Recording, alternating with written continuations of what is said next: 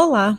Começa agora mais um episódio da quinta temporada do EsferaCast, o videocast que dá o tom aos assuntos de maior destaque do país. O conselheiro do Conselho Administrativo de Defesa Econômica, Carlos Jacques, participou deste episódio. Ele já atuou como consultor econômico do Senado e é especialista em direito da concorrência.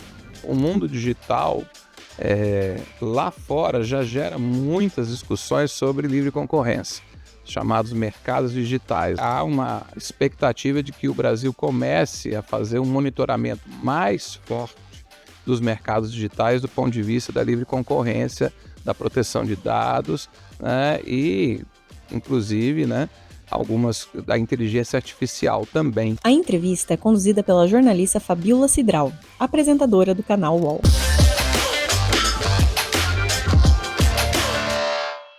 E eu pergunto, Pedro, agradecendo a sua presença aqui, é claro, como vocês estão vendo este momento econômico?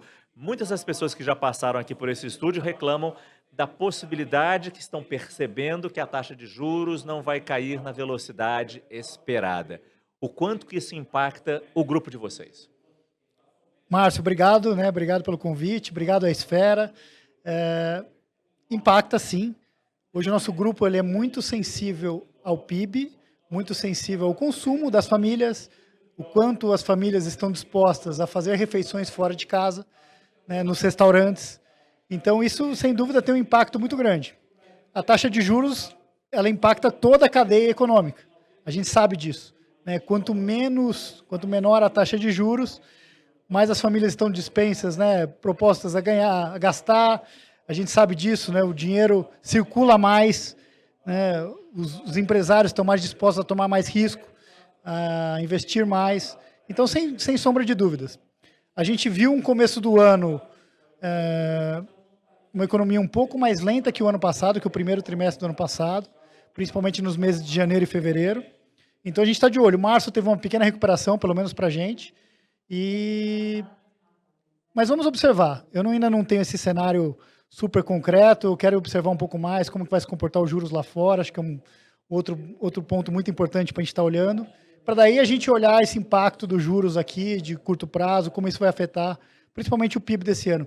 Também no lado positivo, a gente teve algumas revisões, Revisões de PIB para cima do mercado, Então eu não vejo só pelo lado ruim. Eu estou ainda esperando um pouco mais para avaliar como que isso vai se impactar.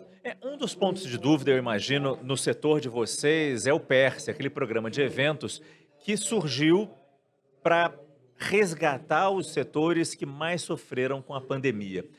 Passada a pandemia já temos uns bons anos sem pandemia. Eu pergunto se esse setor particularmente, e na sua visão, o seu setor, o seu grupo, ainda precisa desse apoio de um programa pensado para isso. Precisa e precisa muito. Eu acho que hoje, por volta de metade das empresas, sejam elas as grandes, ou as pequenas, elas estão endividadas num nível muito acima do pré-pandemia. Então, isso é algo que vem se carregando desde a pandemia. O setor sofreu demais, se endividou demais. Até hoje, busca recuperação. É um setor que, dado a inflação, ele vem com margens comprimidas também, porque ele não consegue repassar na velocidade que a inflação, principalmente a inflação de alimentos, vem afetando as famílias. A gente não consegue repassar isso para a ponta. É muito difícil para a gente. Então, as margens se comprimiram nos últimos anos. O PERSE é fundamental. A gente tem feito muitos debates com o PERSE, com todo o Congresso, com o governo. Citar a Renata Abreu e o Felipe Carreiras, que são dois membros aí, expoentes aí, que sem dúvida ajudaram muito a gente nessa condução do texto que está em breve para ser aprovado na Câmara.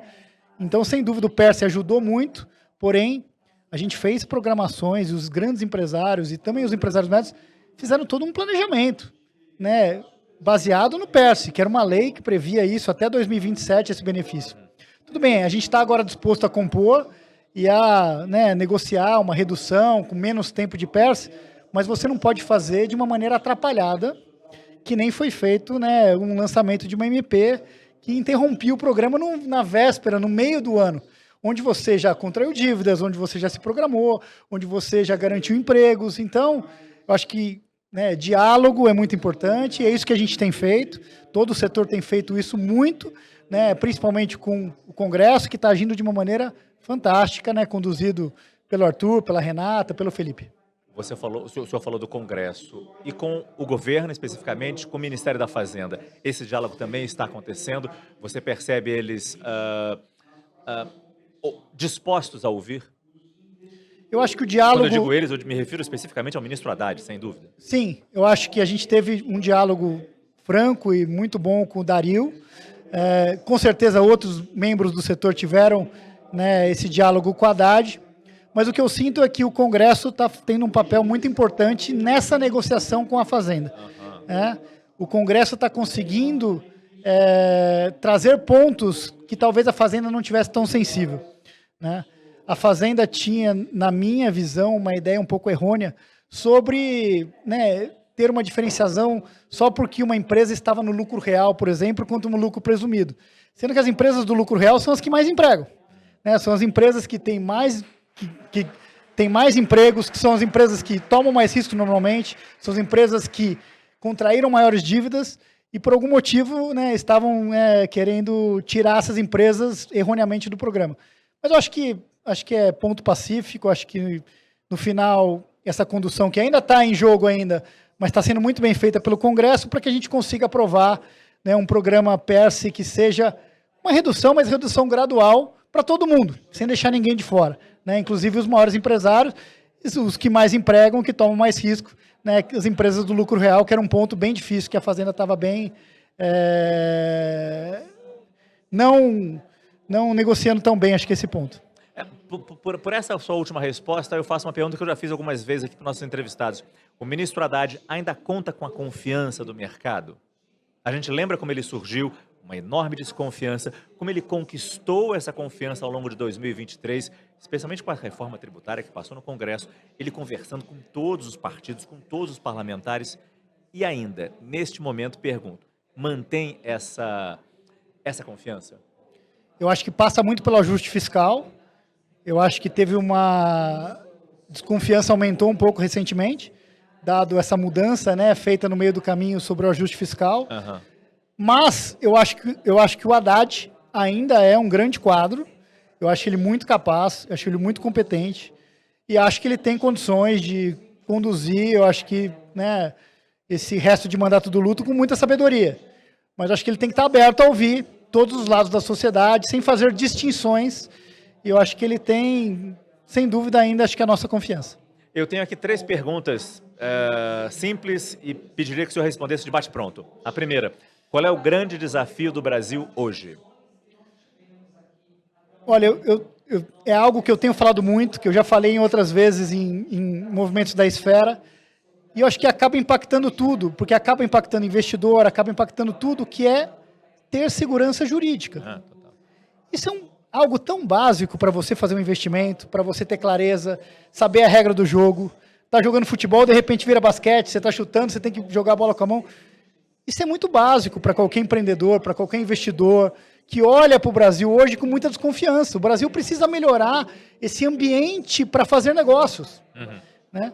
As pessoas precisam confiar mais em fazer negócio no Brasil sem achar que a regra vai mudar. Seja a regra do tributo, seja a regra do setor, seja qualquer regra que impacte, né, na ponta o empresário que está botando em risco o seu capital, empregando, né, gerando empregos. Então, acho que segurança jurídica, para mim, é um grande ponto que a gente tem que estar cada vez mais atento e que era um ponto do PERSE, nessa mudança repentina. Sim. Então, tem a segunda pergunta aqui. Em qual setor da economia brasileira o senhor investiria agora? Olha, ótimo ponto. Ótimo ponto.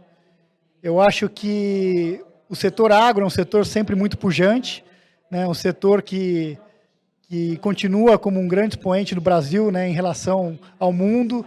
Eu acho que o Brasil tem muita falta de mão de obra em setores como tecnologia. Eu acho que a tecnologia tem muitas oportunidades.